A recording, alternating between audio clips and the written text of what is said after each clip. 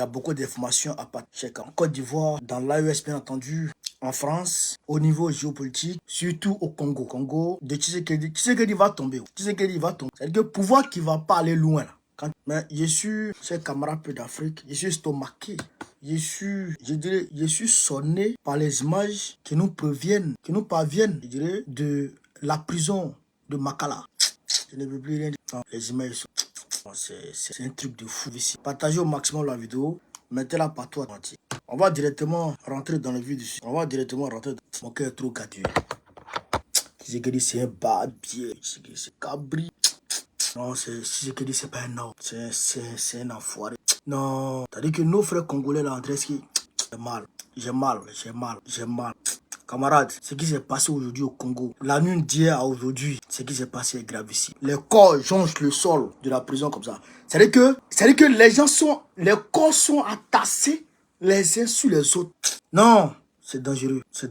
Et les gens veulent nous faire croire que c'est une simple tentative d'évasion de prisonniers, de simples prisonniers de la prison qui a occasionné ça. Mais les prisonniers eux-mêmes, ils ont donné leur témoignage. Les prisonniers eux-mêmes ont donné leur témoignage. C'est Jeune Afrique qui fait ces mensonges-là.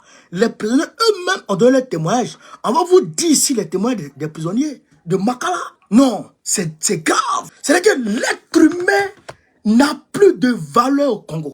L'être humain n'a plus de valeur. L'être humain n'est plus rien au Congo. C'est-à-dire que l'être humain ne compte plus. Chers camarades, les images sont choquantes. Je ne vais pas vous montrer. C'est pas la peine. Si je vous montre, non seulement les réseaux sociaux vont bloquer, mais c'est pas là. Vous-même, vous serez trop choqués. Je ne peux pas montrer ces images qui me parviennent depuis Kinshasa. Je ne peux pas vous montrer. Mais c'est un truc de malade. C'est un truc de fou. En réalité, que disent les prisonniers? En réalité, dans la nuit de, chers camarades d'Afrique, de dimanche à lundi, il y a un commando qui a fait irruption dans la prison de Makala pour aller tenter de faire libérer des Rwandais qui y étaient incarcérés. Alors, le commando fait irruption dans la prison. On coupe l'électricité. Écoutez très bien ce que je vais vous dire. Vous allez comprendre la supercherie de Tshisekedi, la complicité de Tshisekedi avec les Rwandais. Écoutez très bien. Les prisonniers disent, la nuit d'hier, la nuit de dimanche à lundi, il y a un commando qui est rentré. Ils ont coupé le courant. Le commando est rentré. Et il y a eu des tirs. Et donc, le commando a ouvert la prison. Le commando a extirpé les Rwandais qui y étaient incarcérés. Quand le commando les prend, le commando ouvre les portes des cellules. Donc, le commando se taille. Mais avec ces prisonniers qu'il était venu faire libérer. Donc, les autres prisonniers, tout naturellement, cherchent à suivre leurs geôliers qui sont sortis. Donc, dans les bousculades, dès que le commando est sorti avec l'autre, avec ces gars, automatiquement, les gardes pénitentiaires ouvrent le feu sur les prisonniers qui sont dans la cour. Les gardes pénitentiaires ouvrent le feu sur les prisonniers qui sont dans la cour. Donc, beaucoup de prisonniers meurent. Je vous dis, quand je dis beaucoup, des centaines de prisonniers sont morts. Il y en a même, balles les a pas touchés. C'est pas bousculade. Ils sont, mais courant coupé. Ils sont en train de se bousculer. Je rappelle que Makala, la prison de Makala est en plein Kinshasa. La prison de Makala est en plein Kinshasa. Comment est-ce que un commando vient et puis on éteint la lumière, le commando rentre? Jusqu'à présent, il n'y a pas de déclaration officielle de Tshisekedi sur ça. C'est Jeune Afrique qui a fait 2 sorties. Mais quand on lit les torchons de Jeune Afrique, ça veut dire que Jeune Afrique est avec Tshisekedi. Oui, Tshisekedi a donné 800 000 € de sous-sur. Tshisekedi a donné 800 000 € à Jeune Afrique pour faire sa communication. 800 000 €. Selon les informations que nous avons reçues, sûr et certain. Jeune Afrique. Draman Ouattara en donne plus. Lui-même, il est dans la société ivoirienne. Est-ce que vous comprenez ça, chers camarades d'Afrique? Donc, Jeune Afrique a fait un torchon pour dire non. Les prisonniers ont voulu s'évader. Donc, il y a eu des tirs. Mais pourquoi depuis longtemps ils ne s'évadent pas? Qui a coupé le courant? Les prisonniers qui peuvent s'évader quand ils les voient là, et c'est ceux-là, ils peuvent s'évader. Ils n'ont même pas d'habits. C'est-à-dire que c'est des gens qui sont déjà, on va dire, chers camarades, comme des extraterrestres. ils ont perdu l'humanité. Ils ont perdu le sens de l'humanité. Ils sont passés à l'étape de bestialité. Aujourd'hui, c'est prisonnier. Ils ressemblent même plus à des hommes. Makala est un ghetto, un camp de concentration. Que Tshisekedi réserve à ses opposants et aux petits voleurs. Les vrais voleurs, là, et ils vont pas là. Mais le jour du dernier jugement, ça va chauffer. Ça va chauffer. Les gens, non seulement ils sont maltraités, ils vivent mal dans leur prison, mais un commando, vous alliez à un commando de Rwandais qui arrive à rentrer en prison, dans la prison avec la complicité des gardes pénitentiaires, qui coupent l'électricité afin que ces gens-là puissent vaquer puissent poursuivre les sales besognes, et ils vont prendre ceux qui devaient prendre, ils sortent avec eux, ils se taillent. C'est après maintenant qu'ils viennent d'en prendre aux simples prisonniers qui sont là. Ils ont tué les. Vraiment, Tshisekedi, non, il faut que les Congolais se réveillent. Il faut que les Congolais se réveillent pour chasser Tshisekedi. Sinon, c'est pas bon. Hein. Je le dis très franchement. Sinon, c'est pas bon. Alors, chers camarades d'Afrique, qu'est-ce qui se passe donc à Abobo Baoulé? À Abobo Baoulé, il y a un chef qui est contesté là-bas, mais je vois les va-et-vient de la police et les forces de l'ordre. Donc, l'information n'est pas encore tellement claire. Donc, je souhaite ici, s'il y a quelqu'un, ou bien si vous connaissez quelqu'un qui est de la génération Tchagba d'Abo Baoulé, eh bien que la personne rentre en contact avec moi pour me donner de plus amples informations pour qu'il puisse, je dirais, éclairer la lanterne de mes abonnés ici par rapport à ce qui se passe là à Abo Baoulé. C'est pas clair. Il y a un chef qui est contesté, mais le gouvernement Ouattara veut toujours imposer ce chef-là. Le gouvernement Ouattara veut toujours imposer ce chef. On n'est pas d'accord. Mais de toute façon, j'attends de plus amples informations pour éclairer la lanterne des Ivoiriens et des Ivoiriens. Alors, chers camarades d'Afrique, aujourd'hui, lundi 2 septembre, on m'a alerté aux environs de 12h30 pour dire qu'il y a un problème au niveau de Tinzaouaten. Les deux aviations se faisaient face, ont failli se rentrer là-dedans aujourd'hui. Chers camarades, ce que je vous dis, c'est que on a échappé au pire. On a pu éviter le pire. On a pu éviter le pire, mes chers frères. On va dire ici, après la menace verbale, l'Algérie s'est lancée dans la dissuasion opérationnelle à l'égard des autorités maliennes. Un chasseur Sukhoi 30 de l'armée de l'air algérienne a décollé le 27 août au matin à la base de Tamaracet après avoir détecté une menace à la frontière du Mali. L'appareil a lancé des signaux d'avertissement à l'intention d'un drone turc TB2 qui survolait la zone, l'incitant à battre en retraite. Ça, c'était le 27. Aujourd'hui, où je vous parle, parce que les TB2, camarades, mettez les cœurs, tapotez, donnez les cadeaux, on va avancer. Et ouvrez bien vos oreilles, parce que ce que je vous dis là, c'est dangereux. Qu'est-ce qui se passe? L'AES a créé ce qu'on appelle une réclusion aérienne. C'est-à-dire qu'il y a un espace, l'espace aérien au-dessus de Tinzaouaten est bouclé par les TB2, les drones. C'est-à-dire que l'espace est bouclé. Vous comprenez ça? Tu ne peux pas rentrer. Comment tu ne peux pas rentrer? Donc, les frappes succèdent aux frappes. Même aujourd'hui, Saïd Daniel, le propagandiste des terroristes, comment on appelle ça, a reconnu sur TV5, sur leur média.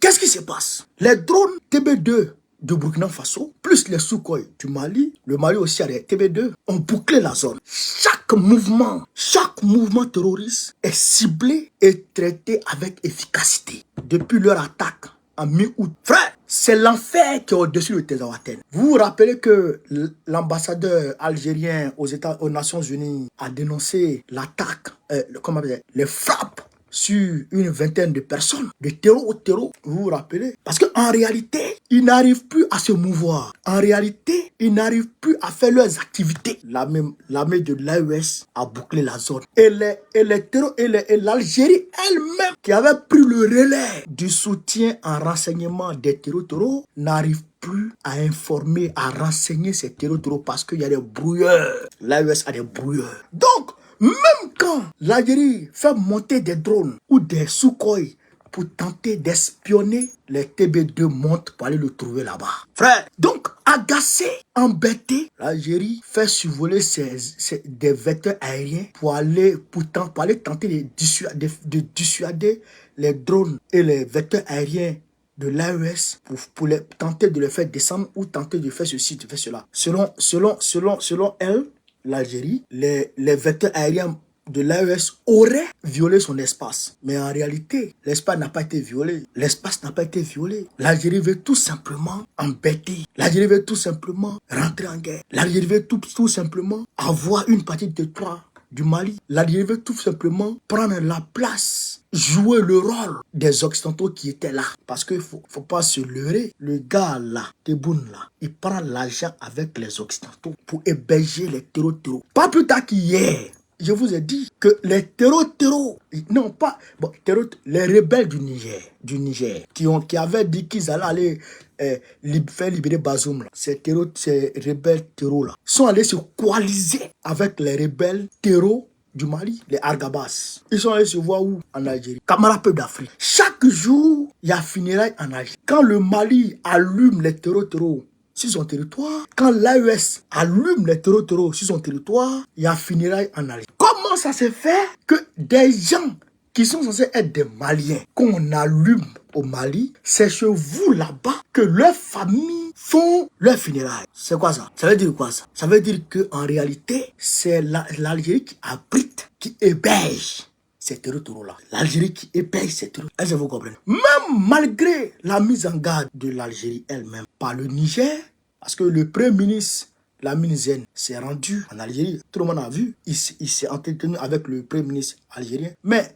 c'est-à-dire que ceux-là se disent que nous sommes des sous-hommes. Même la semaine dernière, ils ont fait des rafles, ils ont attrapé des Noirs, ils les ont rassemblés dans des cars et ils sont allés les jeter à quelques kilomètres de Assamaka au Niger. C'est au Niger, on les accueille. Parce que le Niger ne peut pas les refouler aussi. C'est des Noirs. Les Nigériens les considèrent comme des frères. Mais ceux-là nous considèrent comme des sous-hommes. Mais j'ai dit à Tebboune, non seulement tu vas échouer, parce que votre décennie noire, pendant votre décennie noire, vous n'avez pas pu vaincre les terreaux. Vous avez été obligé d'acheter la paix. Vous avez été obligé de trouver un accord avec les terreaux. Mais nous n'avons pas cherché à faire des accords avec les terreaux. Nous les avons envoyés au repos éternel. Nous les avons frappés et nous les avons chassés de nos espaces. Et là, ils sont les rescapés qui sont là sont en train d'être chassés. Et ils seront tous chassés. Et quand ils seront véritablement acculés, qu'ils ne pourront plus mener d'activité dans l'espace AES, eh bien, ils iront chez vous pour aller vous endeuiller là-bas. Parce qu'aujourd'hui, il faut le dire, il faut le reconnaître, l'AES est blindé. Et l'AES continue d'être blindé. Chers camarades de l'Afrique, je vais vous montrer ici Assimi Goïta en Russie. Je vais vous montrer ici, je pense que j'ai Assimi Goïta en Chine, camarade peu d'Afrique, il est allé, c'est-à-dire qu'il est allé prendre des armes. Partagez la vidéo, partagez la vidéo. Je suis en train de chercher les images. Voilà, le voici avec Xi Jinping, le président chinois. Assimi Goïta, ça c'est à son accueil. Frère, Assimi Goïta est allé, frère, il allait signer des accords militaires avec la Chine encore. Des accords militaires en sa qualité de président de l'AES. Ouais, il a signé des accords pour avoir davantage d'armes, pour venir mener la guerre contre les terreaux. Et les terreaux seront frappés jusqu'à dans leur dernier retranchement. Que vous le voulez, que vous ne le voulez pas, ils seront bottés jusqu'à dans leur dernier retranchement. C'est ça qui est la réalité, chers camarades d'Afrique. Donc, il faut que les gens se calment. Il y a beaucoup de coopérations qui ont été signées entre le Mali et puis la Russie. Beaucoup d'accords qui ont été signés. Et puis, les présidents Assimi Goïta et le président Tchani ont envoyé leurs homologues, ont envoyé 2 délégations au Burkina Faso. Oui, Assimi Goïta et Ibrahim Traoré et le président Tchani ont envoyé des délégations au Burkina Faso pour aller dire Yako à Ibrahim Traoré concernant l'attaque de Barsologo. C'est le ministre Ablaye Maïga qui était le porte-parole voilà. Voici Toumba, voici Maïga. C'était les 2 chefs de délégation. C'est même pas... Il a dit que il demande à la population de rester mobilisée et que l'attaque lâche, barbare, je dirais encore lâche, ne va pas entamer le moral des troupes sur le front. Et ils sont déterminés. Et le phénomène terreau sera éradiqué dans pas longtemps, dans un avenir très proche. Est-ce qu'il a dit, cher camarade? Donc, on est d'accord avec ça. Petit Denis a attaqué Draman Ouattara dans son concert du samedi là. Un artiste très célèbre, un artiste zougloman très célèbre. Vous le connaissez, les Ivoiriens le connaissent, tout le monde le connaît. Petit Denis. Il a allumé Draman. Il dit les Ivoiriens ont faim. Attendez, j'ai mettre un petit bout avant d'aller en géopolitique. Je vais mettre un petit bout de sa vidéo avant d'aller en géopolitique. On va écouter ici. On écoute ici Petit Denis un peu. On écoute ici Petit Denis. La table que tu as collée là, cette femme tout là, il me suffit un gars qui t'a voté. Elle était folle de ton t-shirt. Vas-y, actuellement la table est collée. Elle t'a pris. Ça vous dit, la politique vise tout le monde. Camarades peuple d'Afrique. Donc, vous avez entendu. Et dit, la table que Dran Ouattara a cassée là, les budgets de Dran Ouattara, la table qu'ils ont cassée là, c'était pour une femme Djoula. Femme Djoula là, elle était beaucoup, elle a voté Ouattara. Et puis, le t-shirt de Ouattara là, elle aimait ça beaucoup. Pour dire à Ouattara que... Et puis il dit que pour dire que la politique là, ça vise tout le monde. Pour dire à Ouattara que en réalité, tu as trahi le peuple qui t'a élu. C'est ce que PDNV dit. Ouais. En plein concert, il a dit ça. Donc ça veut dire que les choses sont en train de... Les langues sont en train de... comment on appelle ça? Les langues se délient. Pour ceux qui veulent écouter la vidéo, comment on appelle ça? Entière, vous pouvez aller sur ma page. Toutes mes pages. Sur toutes mes pages. Donc on connaît Capitaine, tout ça. Vous pouvez aller... Et puis YouTube, TikTok, vous pouvez aller voir partout. Vous allez voir que le gars, il a parlé fort. Voilà. Donc, chers camarades peu d'Afrique, on va très rapidement s'envoler pour la géopolitique. Voilà. Non, franchement, mon cœur est gâté. Hein. Les images que j'ai vues là, mon cœur est gâté. Hein. Non, franchement, mon cœur est gâté à cause de Tshisekedi. Mais quand même, on va se débrouiller pour gérer ça.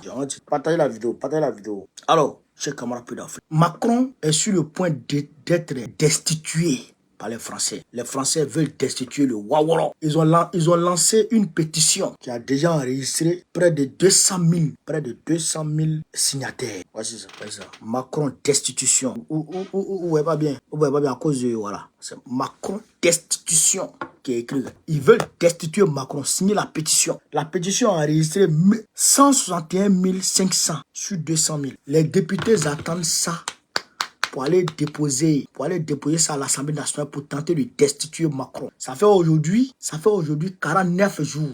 Là, on est déjà rentré, on est déjà le 3. Ça fait maintenant 50 jours que la France n'a pas de gouvernement. Et Macron ne veut pas, il n'arrive pas à nommer un ministre. Je ne comprends pas ce gars. Et c'est un nom comme ça qui va aller donner leçon aux gens en Afrique. Je ne sais pas. Je ne comprends pas. La Constitution dit celui qui a le plus grand nombre de députés, c'est lui qui donne le nom du Premier ministre pour faire une cohabitation. Ça s'est passé avec Chirac. Chirac a accepté. Ça s'est passé avec d'autres personnes. Eux, ils ont accepté. Mais toi, pourquoi tu veux pas? Je ne comprends pas. Le petit dictateur Macron. Le petit putschiste Macron. Je ne comprends pas. Et là, il va prendre... Hier, j'ai vu dans les journaux, les médias étaient en train de faire leur fanfaronnage concernant un Waworo qui était ancien ministre de François Hollande. Mais nous, on ne veut pas de lui. Nous, on ne veut pas de lui. Et les Français ne veulent pas de ce Waworo. Et là, le Front populaire, qu'est-ce qu'ils disent? Ils disent si Macron a pris ce gars, ils vont déposer motion de censure, ils vont le censurer. Et le gars va tomber. Ils ont la majorité. Ouais. Donc, là, le petit Macron est dans l'impasse. Mais pourquoi? Quelle est la raison fondamentale? C'est-à-dire que de la réticence de Macron, de l'embrouille, il a embrouillé le petit Koutougou, il a embrouillé. Pourquoi il a embrouillé? Je vais vous expliquer, chers camarades. Vous savez, malgré tout là, les blancs là, malgré tout là, eux là, quand ils sont dans une obédience, quand ils soutiennent une idéologie, ils sont dedans. C'est rare qu'il y a voir transhumance, qu'il y a voir transfuge sur les Français comme ça. C'est pas trop facile, c'est pas trop transfuge de la gauche à la droite. C'est un peu bizarre, c'est un peu difficile chez les... Parce que eux, leur idéologie, là, quand ils sont dessus, ils sont dessus. Donc, les gens de la gauche, de Mélenchon, là, eux, leur politique extérieure, c'est très bien. Leur politique extérieure n'a rien à voir avec la politique extérieure de Macron. Mélenchon veut un cessez-le-feu rapide à Gaza. Mélenchon, il veut un cessez-le-feu rapide à Gaza. La gauche, ils veulent une reconnaissance de l'État de la Palestine. Les Mélenchon, ils veulent une reconnaissance de l'État de la Palestine. Deuxièmement, au niveau de l'Afrique, les Mélenchon, là, eux, ils ne sont pas trop, eux, ils sont pas pour Draman. Et ils sont pas pour Draman. Mélenchon même a chicoté Draman plusieurs fois ici. Et ils sont pas pour Draman. Les Mélenchon là, eux, ils sont pour le retrait de certaines bases militaires. C'est ce qu'ils sont en train de vous dire là. C'est la réalité. Donc, ça veut dire que s'il y a cohabitation, les idées vont s'entrechoquer. Et ça sera difficile. Parce que Macron ne décide pas de lui-même. Il décide, je dirais, sous commandement de ses maîtres, qui sont les, comment on appelle ça, certains juifs, les vrais lobbies, les Rothschild. Rothschild même, c'est le bas. C'est que Rothschild même, eux-mêmes, là, la famille, là, ça, c'est, je dirais, ça, c'est les parents de Macron. C'est eux qui l'ont fait. Puisque c'est eux qui ont fait Hollande. C'est eux qui ont fait Macron. C'est eux qui ont pistonné Macron auprès de Hollande. Et c'est eux qui ont fait que Macron allait se présenter. Ah, c'est eux qui tiennent les médias en France. Quand ils ne veulent pas de toi, tu ne peux pas gagner quelque chose. Et ils ne peuvent pas gagner quelque chose. Donc, s'il y a cohabitation, les idées vont s'entrechoquer. C'est pourquoi Macron, il ne veut pas celui que les gens, les Mélenchon ont choisi. Est-ce que tu as gagné? Élection, on a fait devant tout le monde ici. Est-ce que tu as gagné? Tu avais tes candidats, non? Est-ce que tes candidats ont gagné? Tes candidats ont gagné. Le peuple français ne veut plus de toi. Il veut plus de toi. Il veut te destituer. Donc, aujourd'hui, là, ça court. Les Français disent qu'ils vont lancer une procédure de destitution de Macron. La rentrée, c'est aujourd'hui, non? La rentrée a eu lieu aujourd'hui. Parce que d'ici, fin septembre, il faut que le projet, je dirais, comment on appelle ça, le budget de la France soit déposé devant l'Assemblée. Mais s'il n'y a pas de gouvernement, qui va envoyer ça? Il n'y a pas de ministre. Tout le monde est démissionnaire. Il ne peut pas prendre des décisions. C'est quoi ça? Hein? Donc, c'est compliqué pour Macron. Est-ce que vous comprenez ça? Donc, c'est compliqué pour Macron. Donc, nous encourageons ceux qui ont lancé la procédure de destitution. Il faut le destituer. Il faut destituer le petit Macron. Il faut le mettre de côté. Je parle du peuple dans la voie démocratique et légale. Je ne parle pas de quelqu'un qui va aller prendre arme pour venir faire quoi. Non, non, non. J'ai dit le peuple français, là, de façon légale. S'ils peuvent destituer ce gars, ils n'ont qu'à le destituer. Parce qu'il ne faut rien. C'est un nulard. Il dit ça ici. Fouetté. C'est ça qui est la vérité aussi, chers camarades. Donc, on va poursuivre. On ne va pas s'éterniser sur le petit Waworo. On va avancer. Alors donc, chers camarades d'Afrique, où est donc la CPI? Nous cherchons la CPI. Et nous ne la voyons pas. Yoroman, chers camarades d'Afrique. Voyez Poutine, il est en Mongolie. Il est là. Il est descendu en fanfare. Bekaye, tout le monde l'a vu. Il l'a accueilli comme un roi. La Mongolie est membre, signataire et même à ratifier le traité de Rome. Donc, le mandat d'arrêt de la CPI, normalement, la Mongolie devrait mettre ça en application. La Mongolie devrait pouvoir arrêter Poutine. C'est que comment ils appellent, comment on les appelle là, les gens de la Mongolie là? C'est les Mongols, non? C'est la même chose. Les gens là, eux, ils ont autre chose. Eux, ils ont autre chat à fouetter. Et ils ont leurs problèmes, et ils gèrent leurs problèmes. Qui leur fournit l'électricité? Les gens de la Mongolie, là, petit pays. Qui leur fournit l'électricité? C'est pas Poutine. C'est Poutine qui leur donne l'électricité. Qui leur fournit le carburant? C'est pas Poutine. Qui leur fournit le gaz? C'est pas Poutine. Et le pays là, c'est l'un des pays les plus froids au monde. Mongolie là, c'est l'un des pays les plus froids au monde. Donc, si Poutine a coupé le gaz, si Poutine a coupé l'électricité sur Yoromagne, donc eux là, c'est ça, hein? Même la nourriture. Comment faire pour, je dirais, pour renforcer leur coopération, économique, militaire, je dirais bilatérale avec Poutine. C'est ça qui est dans leur tête. Et les malheureux de la coupe internationale, ils s'en foutent d'eux. Moi, je suis pas dans la CPI. J'ai interpellé Karim Khan. J'ai dit, mais Karim Khan, là-bas, c'était un 14 juillet. Ici en France, c'était férié. Là-bas, c'était ouvrable. On est parti. J'ai interpellé Karim Khan. J'ai dit, Karim Khan, tu as lancé mandat d'arrêt contre Poutine. Bravo. Malgré Satan 2 de Poutine, tu as lancé mandat d'arrêt. Malgré les ogives nucléaires de Poutine, tu as lancé mandat. Malgré l'arsenal militaire de Poutine, tu as lancé mandat d'arrêt. Malgré la puissance économique de la Russie, tu as lancé mandat d'arrêt. Malgré la puissance militaire, tu as lancé mandat d'arrêt. Mais Ouattara, où est passé le mandat d'arrêt contre Ouattara? Parce que on nous disait qu'un président en exercice, on ne peut pas lancer mandat d'arrêt contre lui. Mais Poutine, il n'est pas en exercice seulement. Hein. Il est en plein. Hein, là, même Poutine venait de rafler encore les élections en Russie. Donc, il dit, mais où est passé le mandat d'arrêt contre Ouattara? Et il n'a pas pu me répondre. Parce qu'en réalité, la CPI, c'est un manchet, un instrument contre les Africains, les présidents africains. C'est pourquoi Gbagbo n'avait pas ratifié. Gbagbo savait que c'est un instrument de l'impérialisme. Mais c'est Ouattara et Sarkozy qui ont ratifié ça rapidement pour que Gbagbo puisse aller. Et Gbagbo allait les honir, les verser le visage par terre. Donc, c'est pas cette bêtise-là, ce machin-là, je sais pas, qui va emmerder Poutine. Quand ils ont voulu, Fatou Bensouda a voulu lancer mandat d'arrêt contre les djihadistes américains qui ont commis des exactions en Afghanistan. Qu'est-ce que l'administration Trump a dit? Ils ont dit que nous ne pouvons pas accepter qu'un tribunal bidon. C'est ce qu'ils ont dit. C'est ce que le gars il a dit. Le thème, ce qu'il a choisi. Nous ne pouvons pas rester là quand un tribunal bidon vient emmerder nos gars. Et ils ont dit, eux-mêmes vont, s'ils doivent juger des gens, eux-mêmes vont juger les gars. Ils ont gelé les avoirs de tous les magistrats de la CPI qui devraient s'en charger de ce dossier. Geler tous les avoirs, bloquer passeport de Fatou Bensouda. Elle ne peut pas rentrer aux États-Unis. C'est Poutine, c'est le grand Poutine que vous allez prendre. Afin, vous n'avez pas pu faire juger les djihadistes américains. C'est le grand Poutine que vous allez prendre. On se fout de qui? Mais c'est contre nous les Africains, ils font ça. C'est contre nous les Africains, ils font ça. Mais tout ça, ça a fini. Parce que les vrais hommes de l'Afrique sont en train de sortir la tête un peu. Il y avait Touadéra, plus Assimi, plus Ibé, plus Tiani, un peu en avance. Un jour, nous allons demander un droit de veto aux nations. On va exiger. Et ça sera assez. Parce que, regardez-moi les trucs comme l'Angleterre a un droit de veto, la France a un droit de veto. Le plus grand continent au monde, le continent le plus riche au monde, n'a pas le droit de veto. Après, le continent asiatique, le continent le plus peuplé au monde, n'a pas de droit. Qu'est-ce qu'on dit? Qu'est-ce qu'on fait? Où on se positionne? Alors que deux petits pays sur le continent, je dirais sur le continent européen, trois pays sur le continent européen ont droit de veto. Un pays sur le continent asiatique et un autre sur le continent américain. Et nous, les Africains, le plus grand continent et le plus riche, nous n'avons pas le droit de veto. Ça, c'est une question qu'on doit régler. Mais ça, là, c'est quand on sera ensemble, là, quand on va s'unir, quand la confédération AES qui est là va englober l'espace CEDEAO, c'est là qu'on va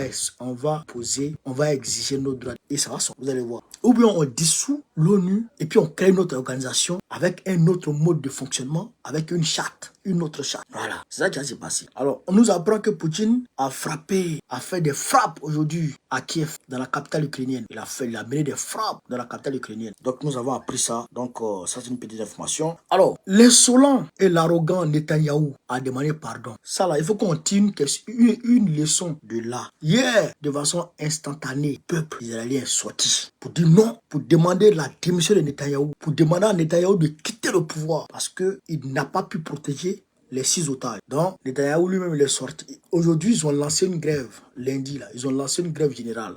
C'est vrai que la grève n'a pas été suivie partout, mais elle a quand même été suivie. Donc, qu'est-ce qui se passe? Netanyahou lui-même, il a vu que la pression est énorme. Donc, il est sorti, il a demandé pardon. Il dit qu'il n'a pas pu protéger les otages. Il demande pardon, il fait ceci, il fait cela. Bon, c'est libre au peuple israélien de faire ce qu'il d'accepter ou non. C'est à eux de voir. Mais moi, ce que je leur demande, si je dois donner mon opinion, c'est de mettre la pression jusqu'à ce que ce gars-là tombe.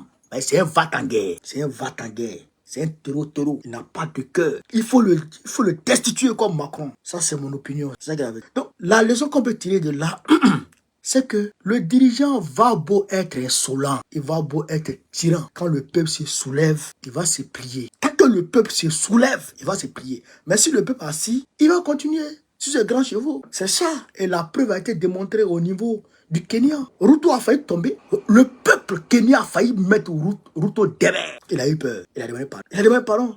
Mais quand on parle des Israéliens, il y en a qui veulent que ça soit tabou, qui sont frileux. Je ne comprends pas les gens. Mais regardez un exemple.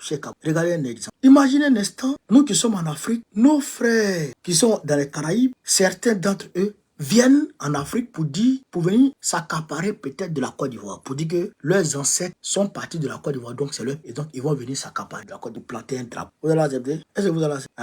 Est-ce que vous allez accepter ça? Mais leurs ancêtres viennent d'Afrique, les gens des Caraïbes, leurs ancêtres viennent d'Afrique. Ouais, s'ils viennent pour dire, ils viennent s'accaparer de la... Bon, même, je prends un autre exemple, les Libyens, là, les terroristes, les Agabas, en réalité, c'est des Libyens. Les Bazoum, là, c'est des Libyens. Bon, imaginez, les Bazoum, là, viennent pour dire qu'ils vont s'accaparer de notre pays et du Niger.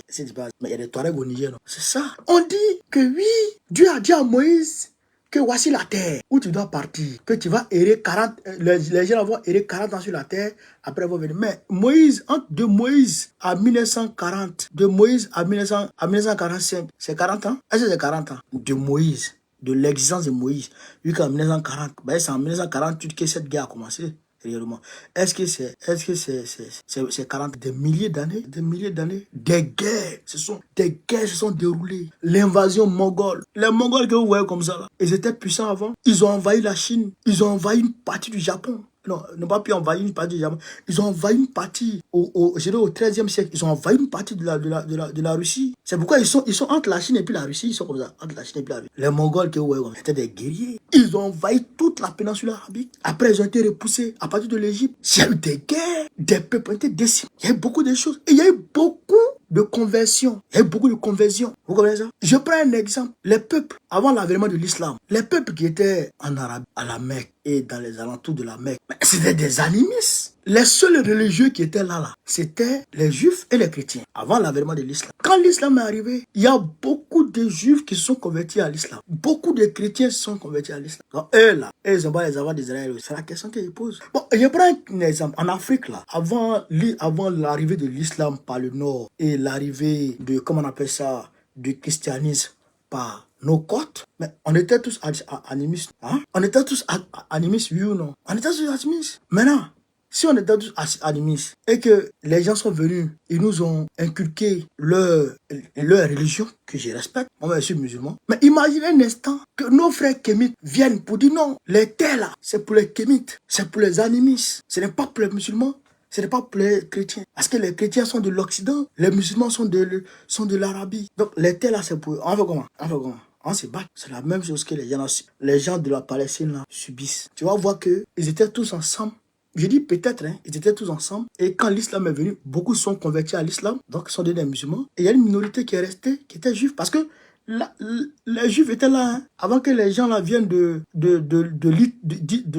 l'Europe. Les juifs étaient là-bas, hein, vivant en parfaite harmonie. Donc quand on parle du débat, quand on aborde le débat d'Israël, ne soyez pas dans une forme d'aliénation. Je dirais moutonnier. Il ne veut même pas qu'on touche à ça. C'est quoi ça? Est-ce que les gens même connaissent Baron connaît même? Est-ce que les gens me connaissent? Il n'y a pas un sujet que moi je ne touche pas. Sauf si je ne connais pas. Si je ne connais pas, je vais chercher. Quand je connais, je viens dire. Il n'y a pas un sujet qui est tabou chez moi. Hein. Ah non. Moi, je ne suis pas dans ça. Hein. Moi, je dis tout. Donc, il faut que cette terreau de Netanyahou dégage pour qu'il y ait des gens pacifiques, pour que les Palestiniens et les Israéliens vivent côte à côte. C'est tout, qu'ils vivent côte à côte. Parce que eux, c'est des hommes. Les Égyptiens ne veulent pas d'eux. Les Arabes même les ont chassés. Ils les ont chassés.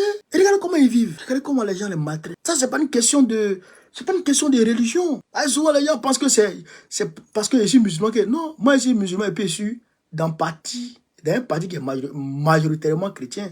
Sinon, si je devrais suivre les choses par religion, il y a c'est pas une question de religieux, c'est une question d'être humain, l'être humain. Vous comprenez ça? L'être humain. Regardez comment on les mal. On dit, eux-mêmes, Netanyahou lui-même il dit, allez-y là-bas. Ils vont là-bas, ils viennent les bombarder. Ils font comme ça. C'est pas normal. Yasser Arafat, je répète toujours, Yasser Arafat et Isaac Rabin. Yasser Arafat, Isaac Rabin. Si vous voulez, tapez sur Internet. Yasser Arafat et Isaac Rabin sont tombés d'accord pour vivre ensemble. Les amis de Netanyahou là, ils ont tué Isaac Rabin. Ils ont tué les gars. Pourquoi il a accepté que les Israéliens et les Palestiniens vivent ensemble? Donc les Palestiniens là, ils n'ont qu'à aller vivre dans l'espace. Ils n'ont qu'à aller vivre dans l'espace ou ils n'ont qu'à aller vivre sous la terre. C'est pas sérieux. C'est pas sérieux. Et quand ils parlent, ils prennent la religion. Mais votre religion, même, vous mettez devant. Là. On peut décortiquer. Et puis on va vous contredire sur vos propos qui ne tiennent pas. On peut contredire ça. Voilà. Donc, c'est ce que je voulais dire. Pour que les gens dépassionnent un peu le débat, qu'ils sortent de leur histoire de Israël, de quoi, Israël, mais si on veut bien savoir même là, si on veut bien voir même là, Israël lui-même là, il était de quelle couleur? Si on veut poser des questions, Israël était de quelle couleur? Ça c'est une question. Parce que Israël n'a jamais été juif. Voilà. Il n'a pas été juif. Il était de quelle couleur? Il était de quelle religion? Voilà la vraie question. Il n'a qu'à sortir Bible là, on va s'asseoir. Ou bien quand on sortir l'Ancien Testament, on va s'asseoir. On va s'asseoir. Et puis on va parler. Moïse, là, il était de quelle couleur? Abraham, il était de quelle couleur? Jésus, il était de quelle couleur? Et là, on va nous dire, les Occidentaux ont sculpté un Jésus. Il y a des gens, quand ils rentrent dans leur tête, là, Jésus, là, c'est l'homme qui a fait film, là. C'est ça qui est Jésus. Il y a des gens, quand ils rentrent dans leur tête, c'est l'homme qui a fait film, là, c'est lui qui est Jésus. Alors que Jésus, là, il n'y avait pas de caméra. On ne pouvait pas le filmer. Hein? Et puis c'est 800 ans après que les gens ont inventé les images de Jésus. Bon, je n'ai pas envie de rentrer dans ce domaine, mais il faut que les gens se calment un peu. Adorons nos dieux tranquillement, cherchons nos paradis, faisons le bien autour de nous et puis avançons. Mais si quelqu'un dit que au nom de qui il est en train de tuer les gens, il faut dire non. La religion ne dit pas ça. La religion ne dit pas ça. Il y a une rabbine aux États-Unis qui est dans le parti démocrate de Joe Biden. Elle s'est levée puis elle a dit non à ce qui se passe à Gaza. Vous savez que les rabbins sont comme les imams, c'est comme les pasteurs, les rabbins. Elle s'est levée, elle dit non à ce qui se passe à Gaza. Elle est donatrice dans le parti des démocrates. Elle a dit elle ne veut pas ce qui se passe à Gaza. Il y a beaucoup de rabbins qui disent non à ce qui se passe à Gaza. La religion n'a pas dit ça. La religion n'a pas dit ça. Et ça n'a pas dit ça. Depuis quand mais Isaac même, Israël même là, il a tué qui? Devant qui? Il a tué quel musulman devant les gars? Il a tué quel arabe? Il ne vivait pas en côte à côte. Et il ne vivait pas quoi. Donc, vos aïeux de qui je dirais, vous revendiquez là. Eux, ils ont vécu côte à côte. Et vous ne pouvez pas vivre côte à côte. Hein? Quand on trouve une solution pour que vous puissiez vivre côte à côte, vous partez tuer celui qui incarne cette solution. Israël, là, c'est pour que les États-Unis aient un contrôle sur le Moyen-Orient. Pas plus, pas moins. C'est pour que les États-Unis aient un contrôle sur le Moyen-Orient. Même Bush l'a dit, quand il a attaqué Israël, quand il a attaqué l'Iran, et que les gens ont prouvé que la CIA avait dit que, avait dans son rapport, tapoté. La CIA avait dans son rapport dit qu'en réalité, il n'y avait pas de traces d'uranium là-bas. Parce qu'ils ont dit que c'est l'uranium du Niger qui est parti là-bas, alors que c'est la France qui exploitait à l'époque l'uranium du Niger, même aujourd'hui. Donc, si ce n'était pas la France, personne ne pouvait livrer l'uranium à Saddam Hussein. Mais quand ça a achevé sur Bush, qu'est-ce que Bush a dit pour se protéger? Il dit non, il fallait tout faire pour ne pas qu'il y ait un autre géant dans la sous-région pour inquiéter Israël. C'est ce que Bush a dit pour se dédouaner. Mais la CPI n'a pas lancé mandat d'arrêt contre. Donc, chers camarades d'Afrique, voilà un peu ce que je voulais vous dire ce soir concernant cette vidéo. Je vous demande de continuer à partager la vidéo. Allez vous inscrire sur la liste électorale. Allez vous inscrire sur la liste électorale. Allez vous inscrire sur la liste électorale. Je répète ça. Allez vous inscrire. Allez vous inscrire. Le terrain. C'est le terrain qui va nous permettre de gagner ce combat. Le terrain. Ne restez pas là pour dire non. Ouattara, c'est la guerre qui peut le faire partir. Non. Tout ça là, laissez ça d'abord. On vous dit, allez vous inscrire d'abord. Il faut écouter le chef. Quand il parle, Gbagbo dit, allez vous inscrire sur la liste électorale. Alors on va s'inscrire d'abord. Quand il va nous dire, faites ça, on fait. C'est comme ça qu'on marche dans un groupe. Quand c'est comme ça, là, le groupe, il va toujours avancer. Voilà, c'est ça qui est la vérité. Donc, chers camarades d'Afrique, ce que je voulais vous dire, je vous demande de partager la vidéo, de la mettre partout à l'anti. Sur ce, vive l'Afrique libre, vive le panafricanisme, vive tous les présidents par Gbagbo, président de Côte d'Ivoire 2025. On est ensemble, les gars.